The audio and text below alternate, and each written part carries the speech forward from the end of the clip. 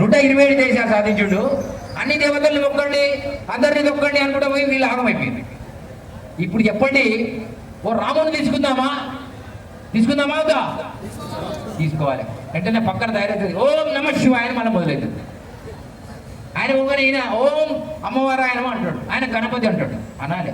వీళ్ళందరూ ధర్మం కోసం పోరాడి ఆ దేవతా రూపాలను వాళ్ళు మనకు సాక్షి రూపంగా కలగజేశారు. కాబట్టి సనాతన హిందూ ధర్మంలో మాత్రమే వీళ్ళందరినీ మనం దేవతలుగా చిత్రీకరించాం. రాముడు దేవుడు కాదు, వాస్తవం నిజమే చెప్పిన. రాముడు రాజు, కానీ ధర్మరాజు, సత్యరాజు.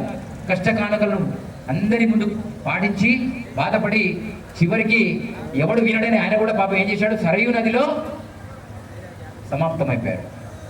శ్రీకృష్ణ వారు ఎవడో ఒక బాణం ఇస్తే ఆ బాణానికి ఆయన కూడా, అంటే శరీరం తీసుకున్న ప్రతి వాడు ఏదో రూపంలో పోవాలి. కొంతమంది కొండగొర్రెలు అంటున్నాయి, మీరు రాముడు సరయూ నదిలో చనిపోయాడు, దేవుడైతే ఎట్లా చనిపోతాడు అంటే, దేవుడైతే శరీరం వచ్చిన తర్వాత వాడు ఖచ్చితంగా 150కో 100కో 200 సంవత్సరాలకో ఖచ్చితంగా ఆత్మ శరీరం వదలాల్సిందే.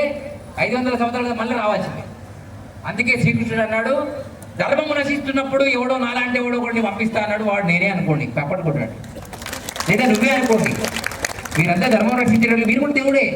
అహం బ్రహ్మస్మి, నేనే దేవుడు. ఇది వీరబ్రహ్మేంద్ర స్వామి స్వయంగా చెప్పండి. నువ్వు దేవుడు కావాలంటున్నావు కాబట్టి రాళ్ళకు రప్పలకు కొండగొర్రెలకు మొక్కుతున్నారు మీరంతా. నువ్వు దేవుడు అనుకోరు, ఆటోమేటిక్గా రాజు అయిపోతావు అన్నాడు, రాముడు అయిపోతాడు.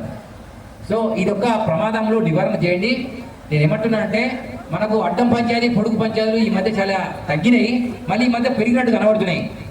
అలాంటి అడ్డం పంచాయతీ పొడుగు పంచాయతీ ఏ గురువు పెట్టినా, అందుకే మీకు చెప్పినా, నేను అడ్డం పెట్టుకొని వచ్చినా పొడుగు పెట్టుకొని వచ్చినా ఎవడన్నా వస్తారు రండి బయటికి.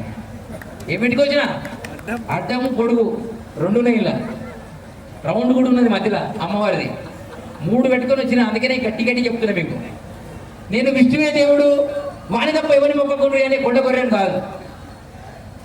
శివుడు లేకపోతే శివమే, విష్ణువు లేకపోతే పాలన లేదు, బ్రహ్మ లేకపోతే సృష్టి లేదు.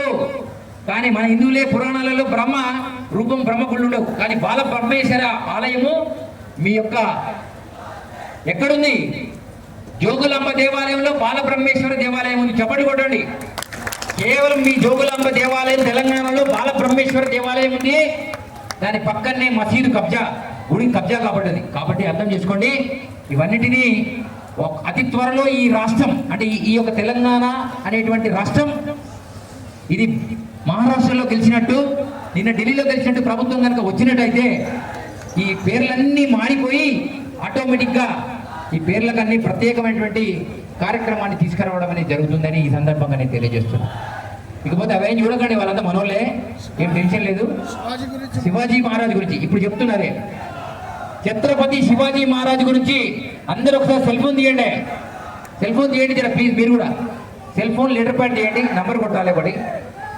ఈ దేశంలో గొర్రె పండుగకు బర్రె పండుగకు లీవులు ఉన్నాయి, అంటే హాలిడే ఉంది. కానీ దేశం కోసం ధర్మం కోసం చనిపోయినటువంటి శివాజీ మహారాజు జయంతి రోజు హాలిడే లేదు.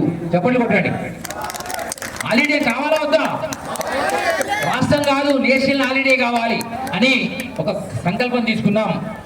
డాక్టర్ చంద్రశేఖర్ దశరథ్ చౌహాన్ అని ఒక రాజ్ పురోహితు హైదరాబాద్లో గ్లోబల్ హిందూ ఫెడరేషన్ యాప్ నుండి ఏం చేశాడంటే